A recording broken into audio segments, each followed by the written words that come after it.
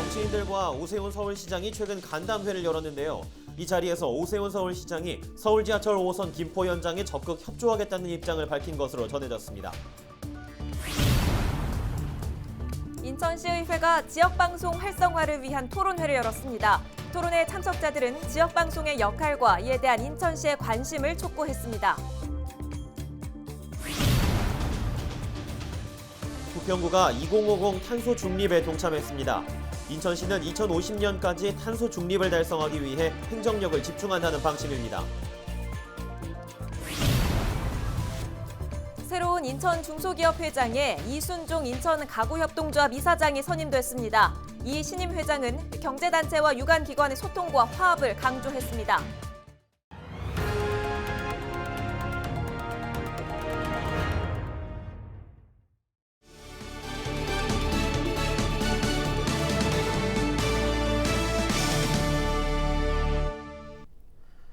시청자 여러분 안녕하십니까? 헬로티비 경인뉴스입니다.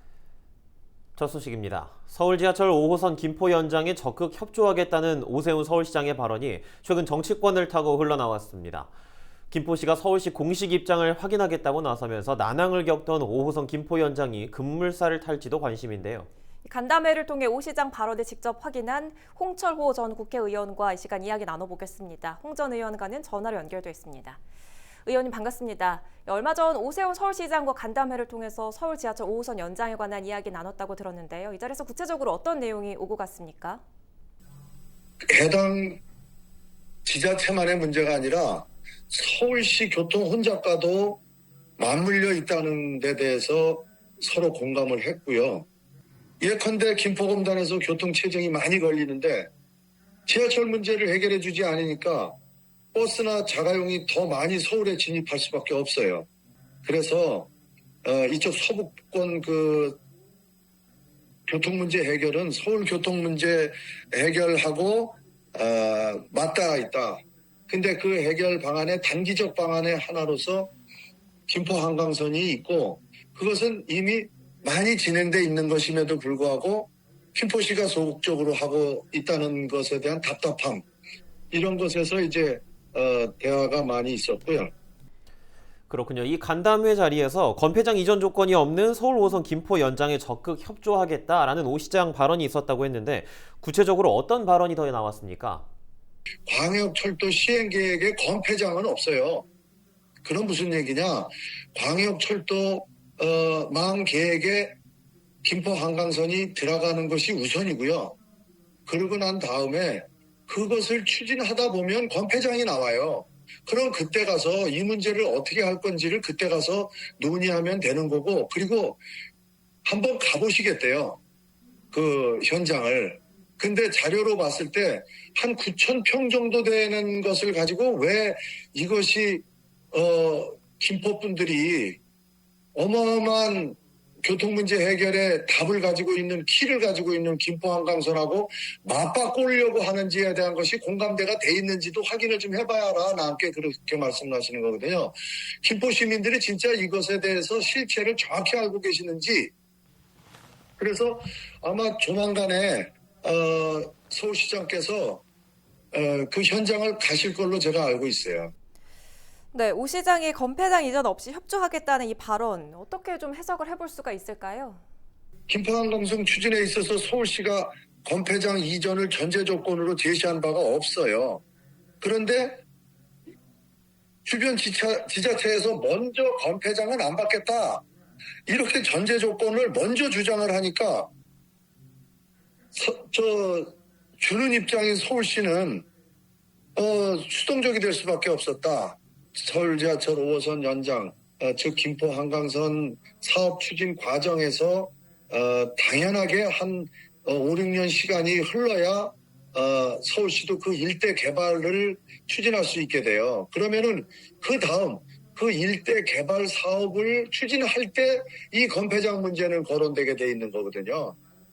그럼 그때 가서 이 사업주하고 어떻게 할 건지를 논의하면 되는데 왜 그것이 먼저 전제가 되었어야 하는지에 대한 강한 의구심을 갖고 있었고 그것에 대해서 내가 설명을 통해서 서울시장께서 이제 온전하게 다 이해를 하셨다. 이렇게 보시면 될 것 같아요. 아, 그렇군요. 그렇다면 오 시장의 발언이 어느 정도 실제화된다고 하면 그동안 난항을 겪고 있던 5호선 연장의 경우도 좀 기대를 해볼 수 있을 것 같은데, 다만 서울시가 낸 공식 입장이 아직까지 없다 보니까 과연 믿을만한가, 이런 궁금증이 좀 듭니다. 우리가 지금 발을 동동 구르고 있는 입장에서 한시가 급하다, 촌각을 다툴 정도로 교통 문제 해결을 해야 되는데 오히려 이 문제에 대해서 의구심이라는 단어를 먼저 쓰는 분들은 나는 이것은 정치적 어떤 유불리에 따라서 이런 용어를 굳이 쓰고 싶어하는 사람들이 있을 거다, 이렇게 보고요. 오 시장님하고 저하고는 진정성을 가지고 얘기를 하고 지금까지와는 전혀 상반된 얘기를 하고 있어요. 한시 빨리 이 문제를 가지고 정책 협의를 요청을 하고, 그리고 서울시장과 함께 현장을 가보고, 그리고 현장에서 어떤 얻는 그런 결과물이 나오면은 그걸 가지고 진정성을 가지고 김포 시민들을 설득할 수 있는 부분이 있으면 설득해야 되고, 서울시장과 함께 양해를 구해야 될 부분이 있으면 양해를 구하는 중요도를 감안할 때 절차적 그 진행을 좀 빠르게 해야 될 필요가 있다, 이렇게 보는 사람입니다. 네, 지금 서울시는 신정 방화 차량기지 통합 이전 관련해서 용역을 진행 중인데 이 안에서 이 5호선 연장에 대한 경제성도 확인할 수 있을 것으로 예상이 됐죠. 향후 용역 결과 어떻게 좀 예상해 볼 수가 있을까요? 방화동 차량기지 일대가 약 한 20만 평 정도 됩니다. 이 일대 개발을 통해서 나오는 개발 이익이 김포 한강성 사업비에 투입이 됐을 때라야만 조기 착공과 조기 완공이 가능해진다. BC값을 확보할 수 있기 때문에. 반면에 신정 방화 차량기지 이전을 한다 그러면요, 거기 개발 이익보다는 그 이전 비용이 더 높아지기 때문에 BC값이 오히려 과거에 김포시가 했던 0.78보다도 안 나오는 걸로 나옵니다. 방화 차량기지 이전 용역 결과가 앞으로도 아마 한 10월 이후에 나올 것 같은데요. 이것을 기다릴 수는 있습니다. 그러나 그 결과는 예견되고 있습니다. 그 결과는 아마 불가로 나올 겁니다. 예, 김포시에서도 서울시 공식 입장을 확인하겠다, 이런 입장을 냈는데 향후 어떤 협의나 절차가 필요할 것으로 보고 계십니까? 만나서 양자 간의 입장을 확인하고 그리고 나서 기본 협약을 맺어야 될 겁니다. 김포 한강선을 김포로 연장하는 사업에 대해서 서울시도 동의한다. 그리고 또 김포시도 이 문제에 대해서 실무적 절차를 진행하겠다. 그래서 MOU를 조속히 맺겠다. 이렇게 진행을 해놓고 이것을 대강위에다가 양자 간의 합의서를 보내줘야 4차 광역철도망 시행계획 수립 발표가 곧 있지 않습니까? 그 전에 지금 대강위에서는 서울시하고 김포시하고 협의해 오기를 바라는 거죠. 그조차 아예 안 한다 그러면은 만계에게 논의가 안 될 수밖에 없는 거죠. 예, 알겠습니다. 오늘 말씀 여기까지 듣도록 하겠습니다. 고맙습니다. 지금까지 홍철호 전 국회의원이었습니다. 한편 김포시는 서울시의 5호선 연장에 관한 공식 입장을 요청하고 협의체 구성을 제안했습니다.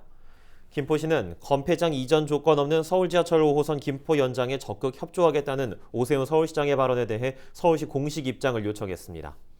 효율적인 업무 협의를 위해서는 두 기관 사이 협의체 구성을 제안하는 동시에 서울시가 추진 중인 5호선 관련 용역 진행 사항도 공유해달라고 요청했습니다. 정화영 김포시장은 앞서 건폐장 없는 서울 5호선 김포 연장에 대한 서울시 입장이 공식적으로 확인되면 서울시와 적극 협의하겠다고 밝힌 바 있습니다.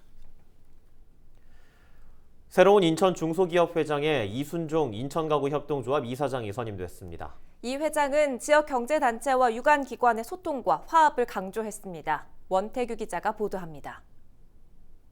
제9대 인천중소기업 회장에 이순종 씨가 임명됐습니다.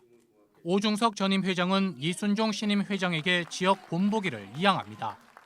이순종 회장은 서구중소기업 경영자치협의회 초대 회장과 정부조달마스협회 회장 등을 역임했습니다. 또 현재는 한국자유총연맹 인천서구지회장과 인천가구협동조합 이사장직을 맡고 있습니다. 이 회장은 인천 중소기업 회장에 취임하면서 영광스러운 동시에 막중한 책임감을 느낀다고 말했습니다. 이순종 신임 회장은 코로나19로 지역 경제가 심각한 타격을 받고 있지만 이를 기회로 삼을 수 있다고 전망했습니다. 그러면서 강조한 건 소통과 화합입니다. 무엇보다도 인천 지역경제단체와 유관기관의 소통과 화합을 통해 협동조합과 중소기업 소상공인이 한 목소리를 내어 지역경제 활성화를 위한 방안을 제시하겠습니다. 이순종 회장은 소상공인과 중소기업의 사회 안전망 구축에 힘쓰고 시민이 행복한 인천을 위해 협회가 기여하겠다고도 밝혔습니다. 이번 이 취임식에는 지역 국회의원과 중소기업 지원기관 관계자, 기업 관련 인사들이 참석해 축하를 했습니다. 인천지역본부가 속한 중소기업 중앙회는 1962년 중소기업 협동조합법에 따라 설립된 비영리 법인으로 경제 5단체 중 하나입니다. 지난 60여 년간 중소기업과 소상공인의 권익을 대변하고 정책 개발과 제도 개선 등을 위해 힘쓰고 있습니다. 중소기업 회장직은 무보수 명예직으로 임기는 2년입니다. NIB 뉴스 원태규입니다. 인천시의회가 지역방송 활성화를 위한 토론회를 열었습니다. 토론회에는 인천시 의원을 비롯해 지역 시민단체와 언론인, 학계 전문가들이 참여했는데요. 김자영 인천 YMCA 사무총장은 인천은 지상파 TV 방송국이 없는 방송주권의 사각지대라며 지역방송이 역할을 다하고 시민 역시 이에 대한 관심을 가져야 한다고 이야기했습니다. 이충환 언론학 박사는 새로운 미디어 생태계를 조성하기 위해서는 인천시의 지원이 필요하다며 방송정책부서 신설이나 인천 미디어 콘텐츠 진흥원 설립 등의 대안을 제시했습니다. 토론회를 주재한 강원모 인천시 의원은 이번 토론회를 통해 지역방송 문제에 대한 실질적이고 유효한 논의가 시작될 것이라고 밝혔습니다.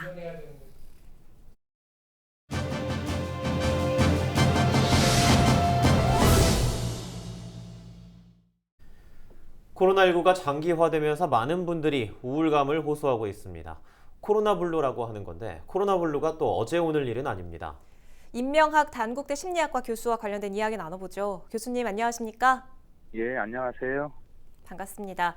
보건복지부가 이달 초에 발표한 코로나19 국민 정신건강 실태조사 결과를 살펴보면 국민 우울 평균 점수가 코로나19 이전보다 2배 이상 증가했더라고요. 그 원인 어떻게 보십니까?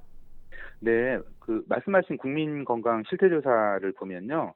2018년 우울 점수가 2.3점이었는데 올해는 5.7점으로 2배 이상 증가를 했습니다. 또 우울 위험군은 과거에는 3.8%였는데 이번에 22.8%로 6배 정도가 증가를 했고요.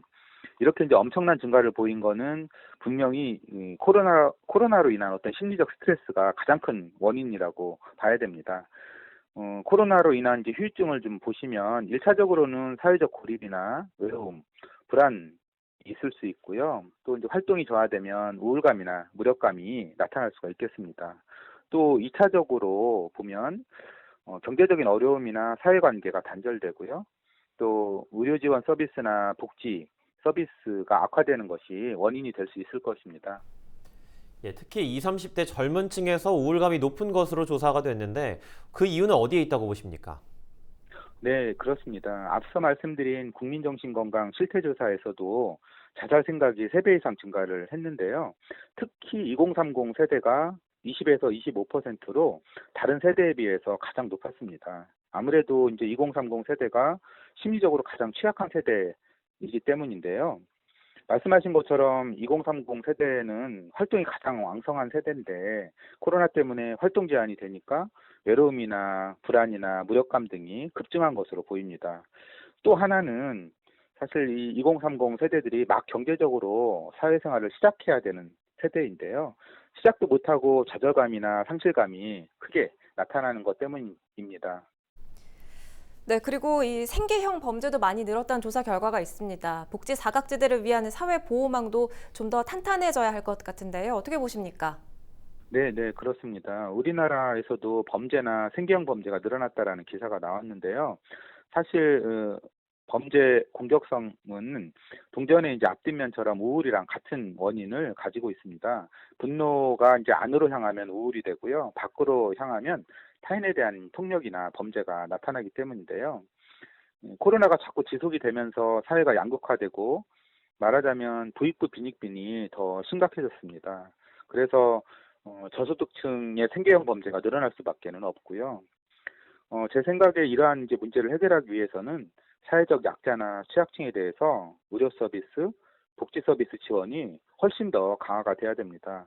예를 들면 이제 자기 관리 능력이 부족한 분들, 장애인이나 환자들, 이제 저소득층이 될 텐데요. 이분들이 이제 코로나 이후에는 의료복지시설에 찾아오기가 어렵죠. 그래서 서비스 지원을 받기가 어렵게 되었습니다. 또 범죄에 대해서도 정부나 사회가 더 촘촘하게 안전망을 만들어서 피해자가 없도록 해야 합니다. 사실 이런 일들은 정부 사회의 일이고요. 무엇보다도 가장 중점을 둬야 되는 일입니다. 예, 백신만큼 강력한 심리적 방역이 중요한 시기일 텐데 어떻게 좀 마음을 다스리는 게 중요할까요? 그 심리적 처방에 대한 외국의 WHO나 질병관리청 지침이 있습니다. 말씀을 드리자면 첫째는 소통입니다. 혼자 계시면 안 되고요. 주변의 가족들이나 친구들과 하루 한 번 이상은 연락을 하시는 것이 좋겠습니다. 둘째는 규칙적인 일상생활을 하시는 것입니다. 아침 기상 시간, 식사 시간, 수면 시간, 그리고 운동하는 시간 등을 규칙적으로 하셔야 됩니다. 그리고 셋째는 취미 활동도 규칙적으로 꾸준히 하시면 좋겠습니다. 음악이나 영화 또는 지금처럼 라디오 청취도 적당한 시간을 할애를 해서 마음 편하게 들으신다면 심리치료만큼 도움이 됩니다. 예, 알겠습니다. 오늘 말씀 고맙습니다. 네. 지금까지 임명호 단국대 심리학과 교수였습니다.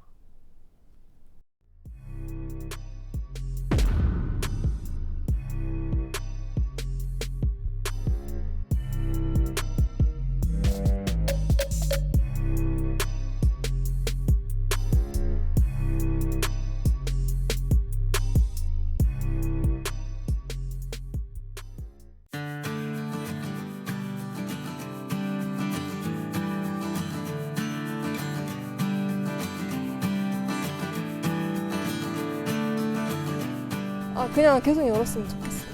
그냥 꽃들 이렇게 다양하게 종류도 많고 그리고 조성이 잘 됐는데 폐쇄한다는 건 좀 아까운 것 같아요. 아쉽죠. 몇 년 전에 활짝 폈을 때 한번 왔는데 엄청 멋있더라고요. 아쉽지요. 이렇게 좋은 구경을 못 구경하고 우리가 많이 힐링을 못 하잖아. 그러니까 아쉬워.